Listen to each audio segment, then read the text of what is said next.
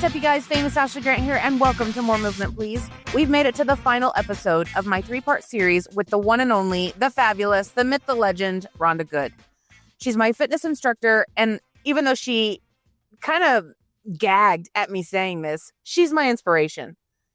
If you haven't listened to the previous episodes, I highly recommend going back to the start and listening to all of them. I'll put the links to the other 2 episodes in the show notes, but we're going to make this episode work as a standalone too. So far in this series, we have talked about how Rhonda transformed her own life by losing 120 pounds and breaking her family's generational health patterns. We dove deep into watching her mother's health decline and how that shaped everything Rhonda has done for the last 15 years. And today we're getting into the practical stuff. We're talking about what to do when you hit a plateau, how to actually start if you're a complete beginner, the 21-day habit rule, and Rhonda's 3 non-negotiable do's and 3 don'ts for anyone who's stepping back into a gym. Or maybe stepping into a gym for the first time.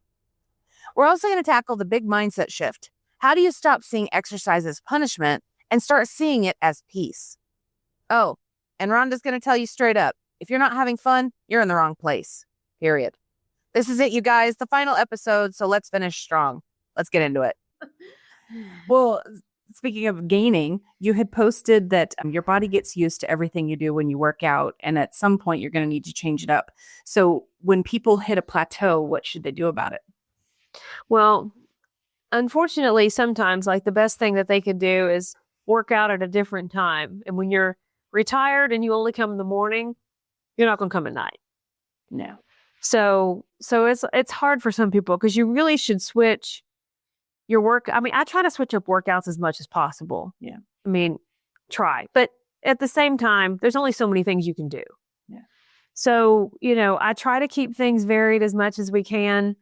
But a lot of it is at working out at a different time of day or choosing not to go to the gym and taking a hike instead, or, doing something difficult outside that you would never do otherwise, but you're going to have the energy to do it. So like for here, people hiking the pinnacles. There's an easy pinnacle hike and there's a hard pinnacle hike, but doing things like that instead of going to the gym every once in a while. Hanging out with you. I know, but it's really about varying your eating schedule and when you're working out sometimes. So it's hard for people because people get in routines. So it's really hard for people to switch up, especially people that work and but even people retired. I think retired people are more stuck in their routines than the people that work, honestly, because it's like, no, every morning at 7:45, I have coffee, and it's like, okay. So, and I'm like that. I don't like my routine messed with at all. I mean, I don't. And I do not. I have my specific morning routine. I have a specific afternoon and evening routine. I don't like my routine messed with.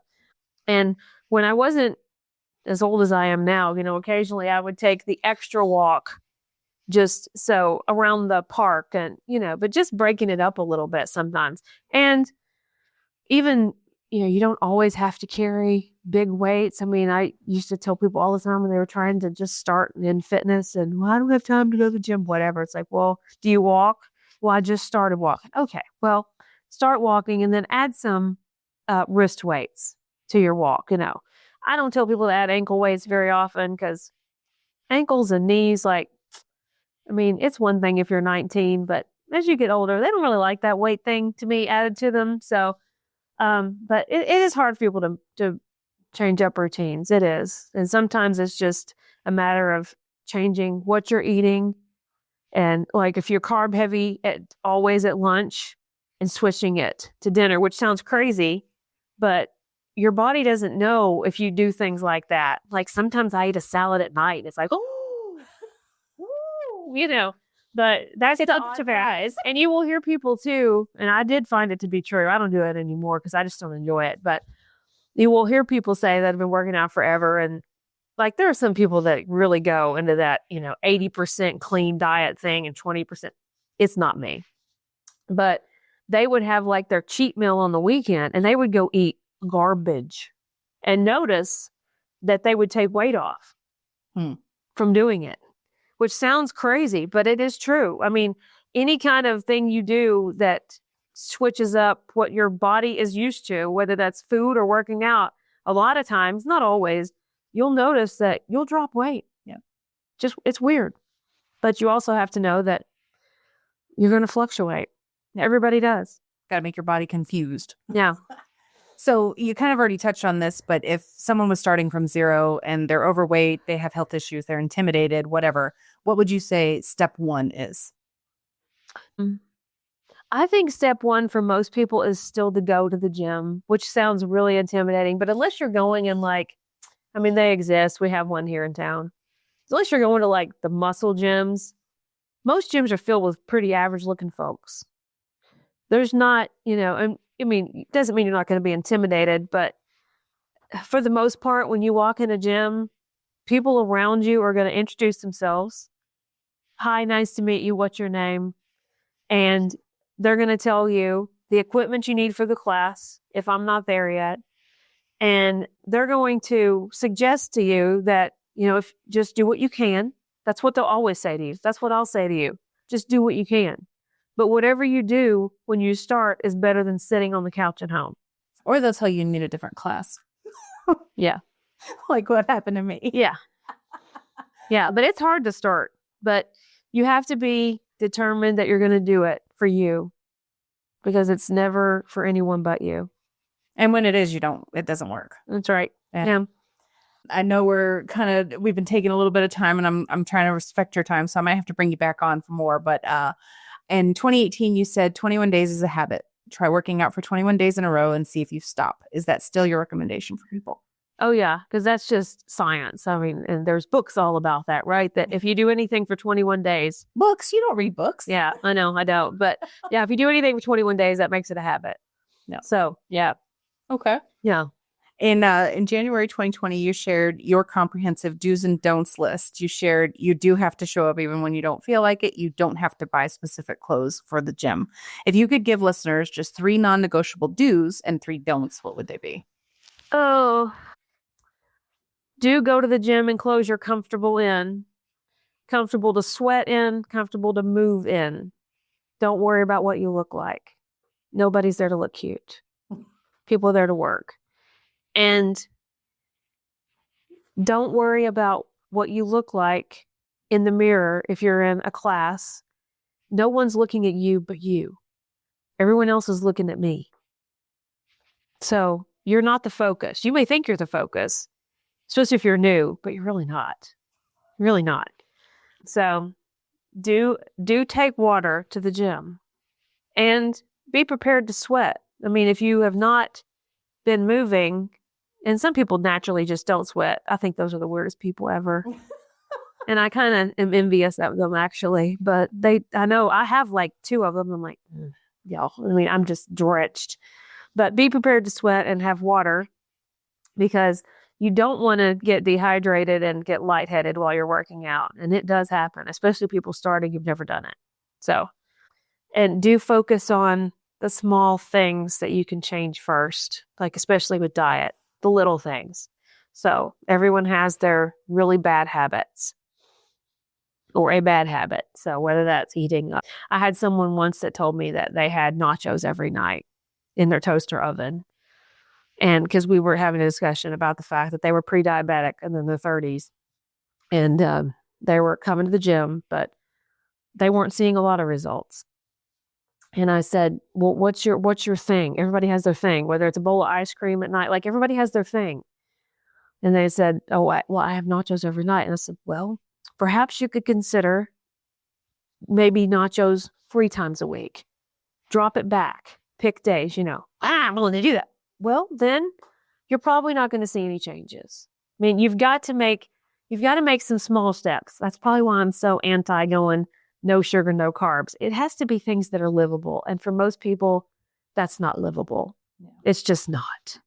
So just focus on the small things that you can do. And then I guess the other do would be always measure when you start. Always measure.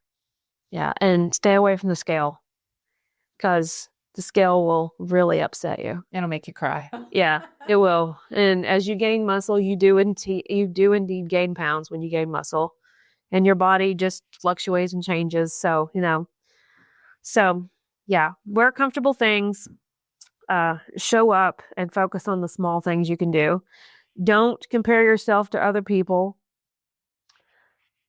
Don't compare yourself to you 20 years ago. Because for most people, that's not going to happen. And don't listen to all the people in your life who tell you that you're not worth it, or that the time you're spending is not worth it. Or if they're suddenly jealous of the time you're away from them, that it's not worth it, because you are the only one that you know you can depend on. And if everyone else around you is gone, what does your future look like? Well, that was intense. Yeah. I think we're going to stop it there, because I do have a lot more questions, but I hope you will consider coming back and chatting with me some more. I guess it depends on how I edit it. But, because, yeah, I had some other stuff, but you can add a couple of more. I can? Okay. Yeah. Alrighty. Well, let's talk about the people who disappear. People who have fallen off the wagon hard, and you'll ask them, when will I see you again? And what do you say to someone who keeps starting and stopping? How can you get them to break the cycle, or how should they go about breaking the cycle? It is hard for people but that's why I'm so adamant about don't stop, because any excuse you can find to stop, a day or a week's vacation is different, but my people check in. If they're going to be gone for a week, they tell me. Yeah. Because they know I'm going to message and be like, hello, but people that just start and stop, they tend to always be the ones that stop permanently. Yeah. And there's just nothing you can do. So, and again, it's if you don't want to do it for yourself, then no one else can make you. I don't know. You're pretty scary. So, and there are some that I've lost people over the year. Clearly, a lot of people just come and go. That's just part of it. But I've definitely lost people that have gotten mad at me. I can name them on one hand. I know who they are, and they know who they are. Yeah. But that it's always, those people that they come to me. It's not like I go to them and say, hey, you look just like you did 3 months ago. It's not like I do that. They're like, gosh, I'm just not seeing, And then when we start having the discussions about the nachos, or that you're going home and drinking a bottle of wine every night. Yeah. You can't, and then that whole thing about you can't outwork a bad diet. That's the phrase. I'm like, depends on how bad your diet is. Yeah. That's why I believe in living the way I do, and, eating some of what I like. It just depends on how bad your diet is. But it's really hard for people that start and stop. I will occasionally try, but there are times when I'm like, there's nothing I can do. You give up. I can only imagine. And it's got to be rough, because, you'd see what could be done. And then if they're not making the change. Well, it's always rough for me when I see people's potential. But then again, I'm like, do you not have anyone in your life? My mother was such a driving force for me to not be that. Yeah. And I think when people either don't have that because they haven't experienced it yet, because if you're younger and you're in your 20s and your 30s and your mom's 50s, then no, it's not bad yet. Yeah. But it's coming. So I think that when people don't have something like that to drive them, and they're just not naturally want to be physical, that it's hard for people, a lot of people, to just stick with it. But the other thing is, and I used to preach this all the time too, and I've made Facebook posts about this years ago, but, I was like, well, I have kids and they all play sports and like, okay, well, your kids are probably not going to be the next Michael Jordan. And then the little trophies they get for all these sports they're playing aren't going to mean diddly to them when you're 70 and can't move. Yeah. And so if your kids' activities are taking up all of your time when you have work and house and everything else to do, then you really should think about what you're handing your kids' future, because your kids are the ones that have to deal with your future if you have kids. Yeah. And would they rather have a healthy parent or a parent that dragged them to the ball field 6 nights a week and gave them trophies that meant nothing? That's all I'm saying. Well, I know that I used to take my husband he was in soccer, and because I didn't want to just stand there on the sidelines, I walked the field because at least I was still moving. Yeah. So maybe they should at least do that. Yeah. Yeah. Well, one of the things that you posted that kind of broke my heart is you shared a heartbreaking story about someone who approached you outside the gym. They wanted to talk to you about their health. They came to one class, but they never returned. 4 years later, they received a terminal diagnosis. And you said the fact that they didn't do what they needed to do gnaws at you. That's heavy. How do you process stuff like that whenever you hear these stories from others? Yeah. And I still know who that person is, and they are dead. And, and I tell people too, like, none of us know what our future holds as far as, any of us can get a diagnosis today, tomorrow. And that's why I preach what I preach. Control what you can. Because none of us ever know. Yeah. But when you know that obesity and bad choices makes you more prone to get diagnoses like cancer, and that we've known this for years, it's always difficult when you see people that don't choose to make lifestyle choices and then get those diagnoses. And to me, I would always be, what if? What if? I have no idea if it would have mattered. I have no idea. But it's difficult. It's difficult for me too to see people that come in, because I had somebody, I don't know, probably 4 months ago now, probably. And she came in definitely overweight and brought a child that was overweight with her to class. And the child didn't want to do anything. And so she is trying to get the child to move. And again, this is learned behavior. So clearly this child sits when they're not, well, they sit at school. And then whether it's video games or whatever it is, this child is forcibly lazy and now looking at you and saying, I'm not going to do that. She fought with her the entire class and they never came back. And they didn't come back because regardless of how the parent wanted to do, who was also really out of shape, because she couldn't get her child to do it with her, she's not going to come back. Because A, it's not worth the fight. B, maybe she thinks that, it's not worth my time being here either, and I can't not come without her. Yeah. Probably. Wasn't a child that was the age for childcare. It was older than that. Yeah. But those are the ones that really just get to me. Because it makes me angry. Okay. Because it's like, you have chosen your life, and then you have now passed it on to this child that you're responsible for, their rearing, their activity, and their food. Yeah. And of course, we see that everywhere. And I knew they would never come back. And so they came to one class and that was it. Yeah. Well, that kind of leads into something else that you had posted. You said sitting equals dying. Don't roll the dice on your future. That's stark. So paint the picture of what rolling the dice looks like in 10, 20, 30 years to the people that just continue sitting on their butt. Well, I've witnessed it. Yeah. I've watched it. So, and even when we're hurting, which for me now is daily, pretty much daily, something hurts. But the more I sit on it, whatever it is, the more it hurts. And that's what all of my seniors and people with back problems and replaced knees and all that, they know. And that's why they're at the gym, because sitting on it isn't going to help. And not using it isn't going to help.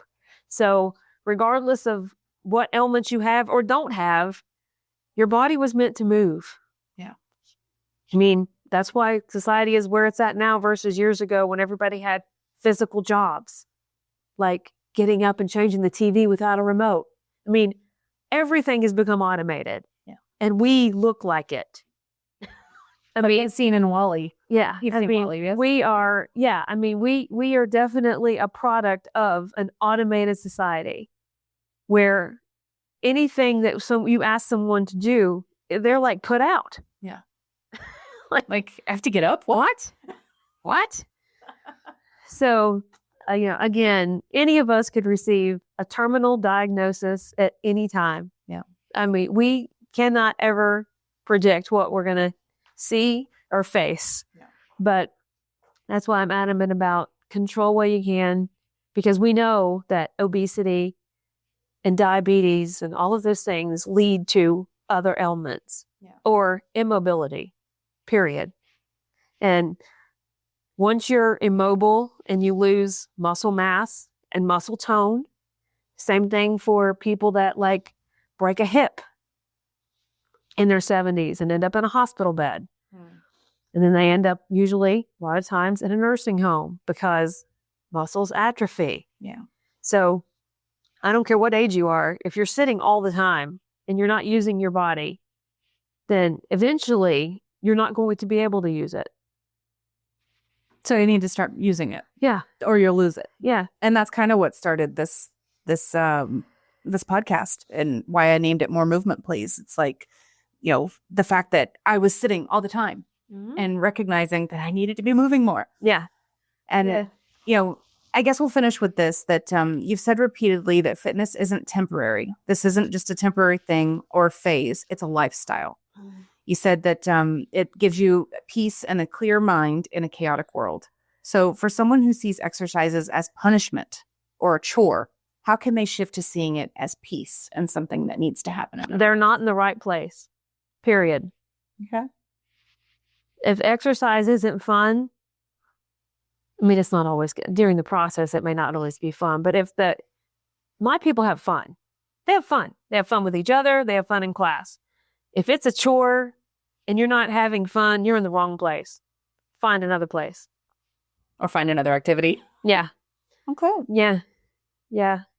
Find another group. Find another. Yeah. Because it may not be fun all the time, but yeah, the gym should feel like the church, as you say. I mean, it should. I mean, it should feel like the place where you come in and have the most peace because you're focusing on you, and fun because of the people around you. I mean, you even have fun people you don't necessarily like because you all got the same goal. So, but yeah, if you're not getting any enjoyment out of what you're doing, then you're doing the wrong thing or at the wrong place. Definitely. Okay. Yeah. That's good advice. Yeah. So is there anything I didn't ask you think I should? Or any parting words that you really want to make sure are said in this? I think for most people, just, start doing something. And if you don't know where to start, surely there's someone in your atmosphere or someone that you can talk to about where to start. And to just start moving. And I know too, people sometimes say things like, well, the gym is just another expense, especially now. I mean, and it is.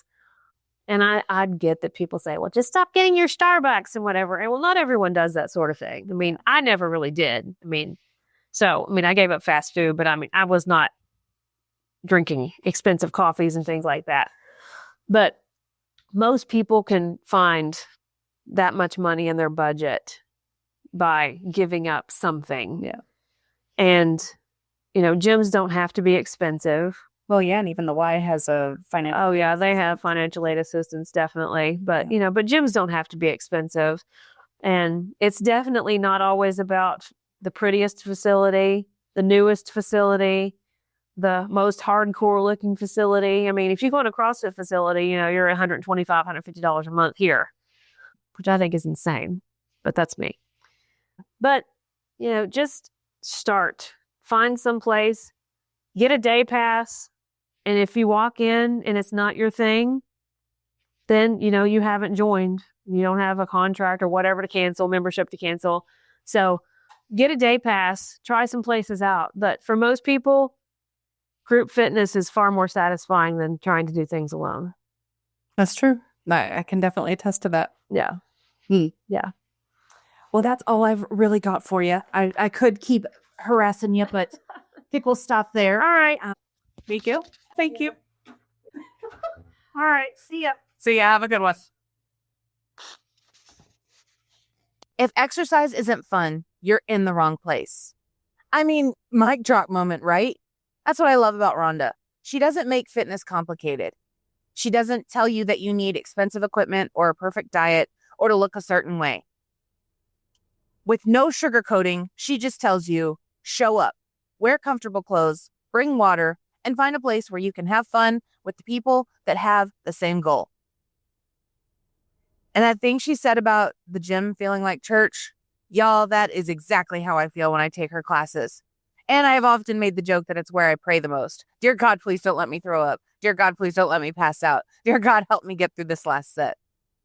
The gym has become where I go to focus on myself, to find peace, and to be around people who get it. If you've been listening to this whole series, thank you for going on this journey with me. Rhonda's story, it's not just about fitness. It's about choosing your future, taking control of what you can control, and refusing to be a prisoner in your own body. That's powerful stuff. And if you're sitting there thinking, I should probably start moving more, then friend, this is your sign. Find a gym, get a day pass, try some places out. You don't have to have it all figured out, but you do have to start. Onwards and upwards, my friends. Have you worked out today?